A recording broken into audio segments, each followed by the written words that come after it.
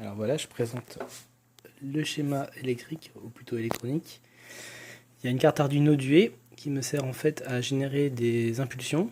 Les impulsions vont aller sur une carte qu'on appelle DRV8302. Elle en fait va piloter des transistors. Donc, les transistors permettront d'envoyer en fait une tension qui est générée par cette alimentation sur les phases du moteur. Donc voilà le moteur de la borne Le Mans.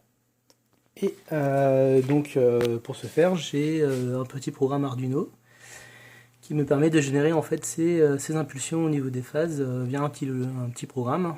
Et donc je vais m'amuser à faire tourner l'angle électrique du moteur pour voir si le moteur tourne bien effectivement suivant l'angle que je demande. Donc, dans un premier temps, je vais demander au moteur de tourner vers la droite puis vers la gauche. Voilà. Je vais montrer sur l'oscilloscope aussi les impulsions qui vont être générées. Donc, pour démarrer, je fais juste une petite impulsion sur ma carte Arduino. Voilà, hop. Donc là on voit que le programme se met en route. Et donc au bout de 3 secondes, voilà, on voit le volant tourner. Donc là je génère en fait un champ tournant, un champ électrique qui va tourner d'un demi-tour à droite. Alors vous voyez qu'en fait sur 32 volts le moteur ne consomme que 0,4 A ou 0,3 A. Une fois qu'il est revenu, il va se réaligner au centre, puis il va tourner vers la gauche. Et donc là si je tiens, en fait on voit que le volant applique un effort en fait pour se réaligner. Voilà, une fois qu'il est revenu sur le demi-tour, je vais le mettre en position centrale.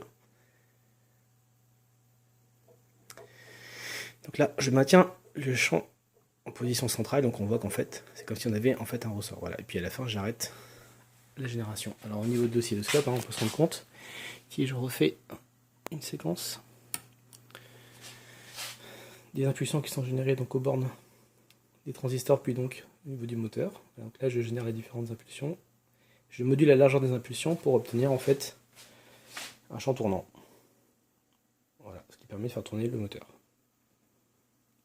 Donc le prochain challenge, c'est effectivement de coupler ce champ tournant pour produire un maximum de couple par rapport à la position relevée par les potentiomètres qui ne sont pas utilisés pour l'instant. Donc là, je suis vraiment en boucle ouverte. Voilà, donc la suite au prochain numéro.